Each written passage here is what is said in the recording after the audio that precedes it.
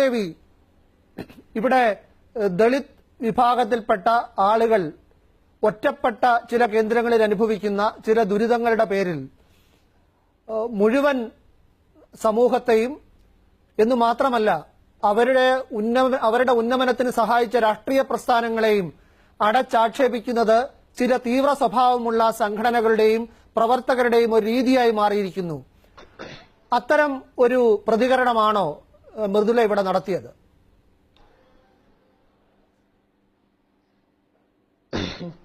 ജനപ്രതിനിധി ഷംസീറിനോട് എനിക്ക് പറയാനുള്ളത്, ആദ്യം തന്നെ ഞാൻ ചോദിക്കുന്നു, ഒരു ദളിത് മൃദുലാദേവി പ്രവർത്തിച്ച ദളിത് സംഘടനയല്ല എന്ന് അദ്ദേഹം പറഞ്ഞു. അതേത് ദളിത് സംഘടനയാണെന്ന് വ്യക്തമാക്കണം. ഞാൻ ചാലഞ്ച് ചെയ്യുന്നത് ദളിത് സംഘടനയുടെ ആളാണ് എന്ന് തന്നെ ഞാൻ ചോദിക്കുന്നു. പിന്നെ ഇവിടെ മാറുമറയ്ക്കാനുള്ള സ്വാതന്ത്ര്യം ഞങ്ങൾക്ക് നേടിത്തന്നത് ഇടതുപക്ഷമല്ല. ഞങ്ങൾക്ക് സഞ്ചാര സ്വാതന്ത്ര്യം നേടിത്തന്നത് ഇടതുപക്ഷമല്ല. ഞങ്ങൾക്ക് പഠിക്കാനുള്ള, ഞങ്ങൾക്ക് കൂലി കൂട്ടി തന്നത് ഇതൊന്നും ഇടതുപക്ഷമല്ല. അഥവാ ഞങ്ങൾക്ക് എന്തെങ്കിലും തന്നിട്ടുണ്ടെങ്കിൽ അത് എല്ലാ ജനങ്ങൾക്കും കൂടി തന്നത് തന്നെയാണ് ഞങ്ങൾക്ക് ഇവിടെ കിട്ടിയിരിക്കുന്നത്. ഞങ്ങളും കൂടെ ഭരണഘടനാ പ്രക്രിയയിൽ, ജനാധിപത്യ പ്രക്രിയയിൽ ഞങ്ങളും കൂടെ വോട്ട് ചെയ്ത് എല്ലാവർക്കും കിട്ടിയത് ഞങ്ങളും അനുഭവിച്ചു. അല്ലാതെ ഞങ്ങളുടെ ഭൂമി അടിച്ചമർത്തി ഞങ്ങളെ കൈവശപ്പെടുത്തി എടുത്തിട്ട്, ഞങ്ങളുടെ ഭൂമി കൈവശപ്പെടുത്തി എടുത്തിട്ട് ഞങ്ങൾക്ക് അപ്പക്കഷണം റൊട്ടിക്കഷണം തരുന്നു. അതിനകത്ത് എന്താ എത്ര ഇരിക്കുന്നത്? ഞാൻ പറഞ്ഞു. അദ്ദേഹം തന്നെ അതിന്റെ ഉത്തരം പറഞ്ഞു, ഞാൻ മൃദുലാദേവിയെ കണ്ടിട്ടില്ല. അതാണ് അതിന്റെ ഉത്തരം. ഞങ്ങൾ എന്ന് റെറ്റിനയ്ക്ക് പിന്നിലായിരുന്നു. എന്തുകൊണ്ട് കണ്ടില്ല? ഞാൻ അദ്ദേഹത്തെ കണ്ടിട്ടുണ്ടല്ലോ. ഞാൻ ഇത്രയും പ്രായത്തിനിടയ്ക്ക് പല പ്രാവശ്യം കണ്ടിട്ടുണ്ട്, പല പ്രസ്താവനകളും കണ്ടിട്ടുണ്ട് അദ്ദേഹത്തിന്റെ. ഞാൻ അദ്ദേഹത്തെ ഫോളോ ചെയ്യാറുണ്ട്.